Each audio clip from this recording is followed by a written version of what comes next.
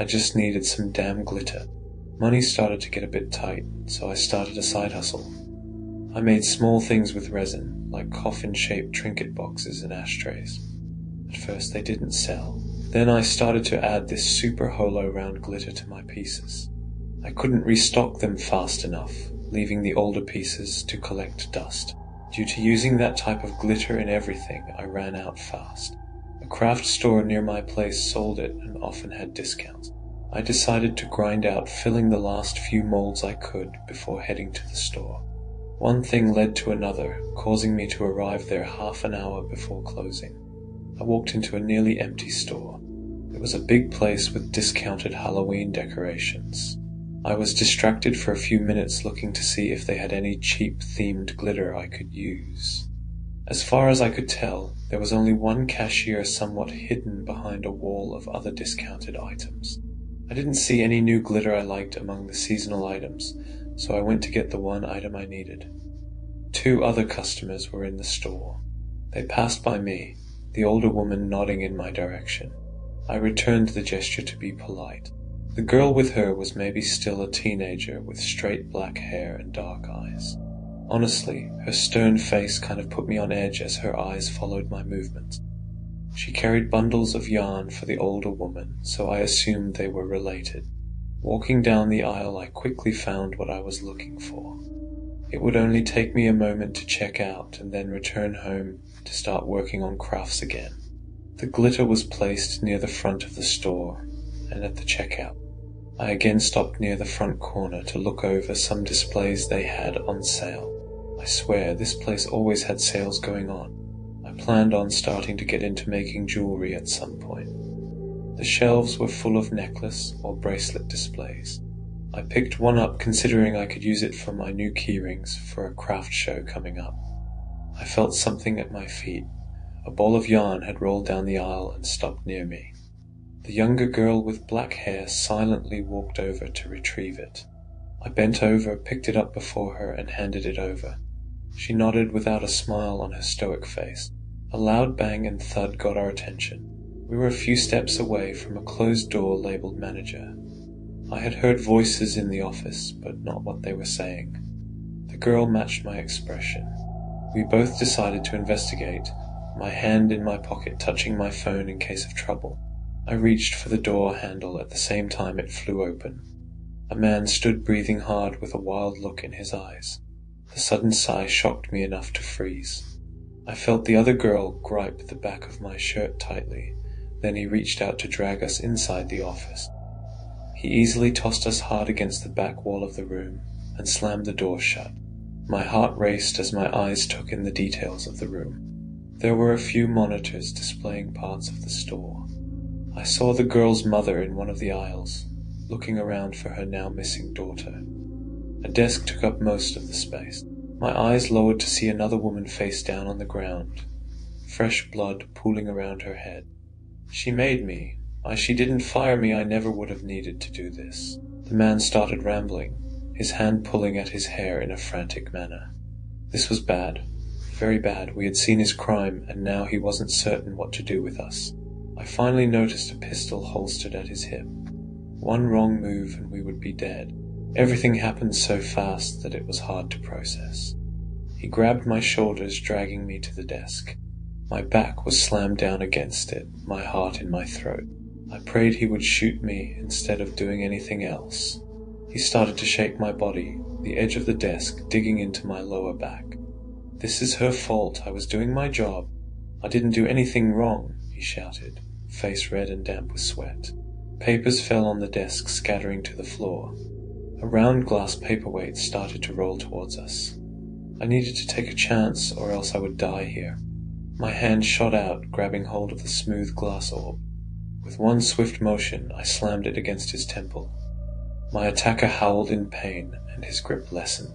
I slipped away, dizzy with fear. The other girl had opened the door to make a run for it. She was heading towards her mother, who had been walking towards the office door. I turned the other way, running towards the checkout and in the direction of the exit. I turned my head to see if he was following us. The older man stumbled from the room, holding his bleeding head. His hand went to his side. Drawing his weapon, he raised it, firing wildly in front of him. To my horror, I watched the girl step in front of her mother, her head snapping back as a spray of blood exploded on the shelving next to her. The older woman wailed, collapsing to her knees trying to catch the body of her fallen child. The scene made me stop. I hated myself for freezing. Thankfully, the gun was empty, so I wasn't going to be shot. Instead, the man charged over, grabbing a fistful of my hair to pull my head back. His arms started to wrap around my neck. On reflex, I grabbed it, and then flipped him onto the ground. I thanked God I grew up with 3 roughhousing older brothers. I didn't appreciate at the time. I knew a few throws, but I wasn't overly strong. I'd gotten one step away when he reached out to grab my ankle. I fell hard, my head hitting the tile floor. Within seconds, we were in a wrestling match. He was winning. I knew the cashier must have heard all of this. She would have called the cops by now. How long would it take them to arrive? Would I be dead by then? He landed a few blows to my face when I tried to raise my arms to defend myself. Blood started to pour out of my nose. His large hands then went to my neck, the thumbs painfully pushing down, immediately cutting off my breathing. There aren't any words to describe how terrifying being strangled is. This man outweighed me. He was so much stronger. I've never felt so hopeless before. No matter how much I clawed and struggled, he didn't stop his attack. I should have died. Turns out there was someone in the store that was stronger than him. His face grew pale and a shocked expression came. His gripe lessened enough for me to get away. I crawled backward, gasping my entire body in pain. My eyes unfocused, but I saw a figure with long black hair stand up. A rush of confusing emotions exploded in my chest. I was glad she wasn't dead, but how?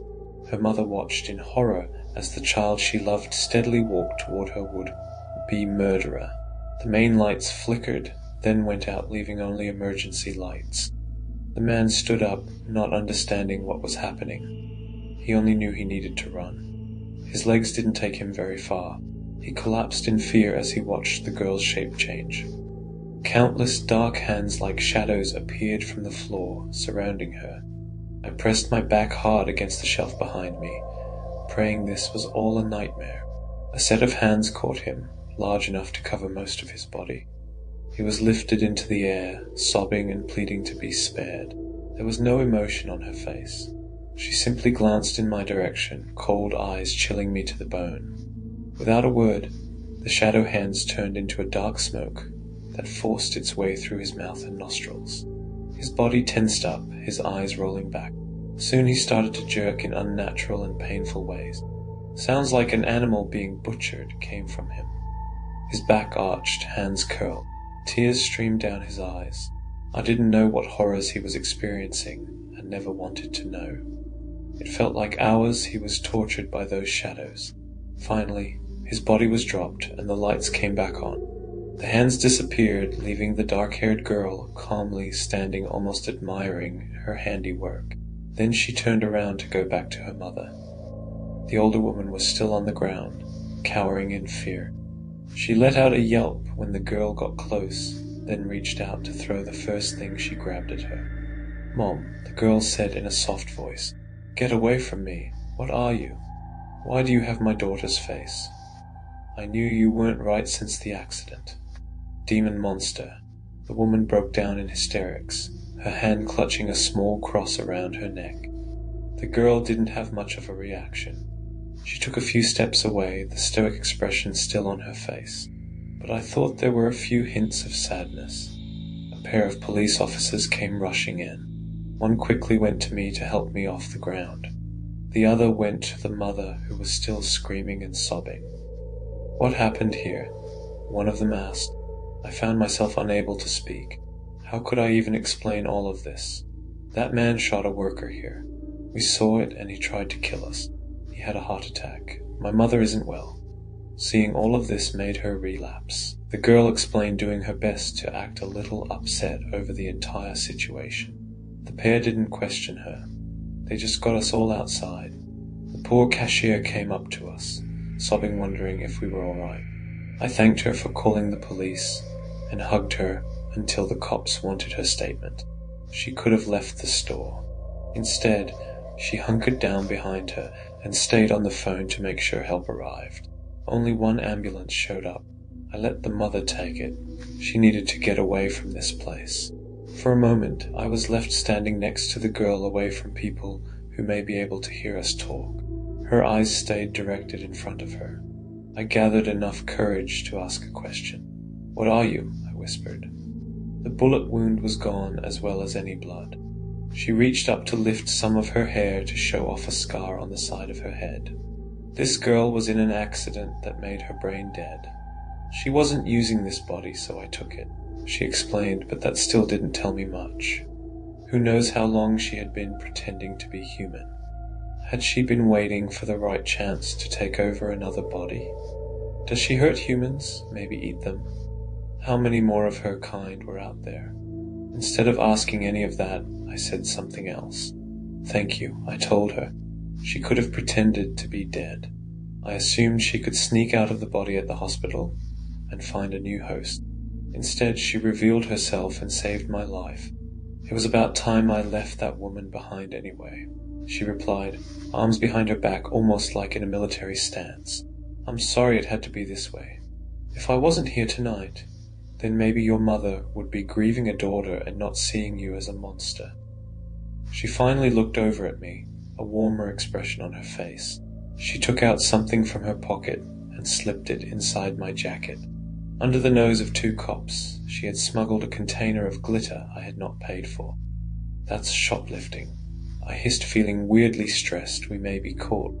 I was stunned by her reaction. She smiled. Soon we were asked to give some statements. The rest of the night was a blur. After everything, my mother came to pick me up from the police station. I felt bad for making her go out of her way. She held back tears seeing the bruises. If I hadn't come across a monster that night, she would have lost a daughter. I didn't get contact information for that girl. I do wonder what happened to her. I hope that she and her mother can work to understand each other. Monster or not, she loved that woman, and that love may have played a role in saving my life. Because of that night, I decided to make a point of texting my parents how much I love them every day from now on. Some of you should do the same, because you never know what's going to happen tomorrow.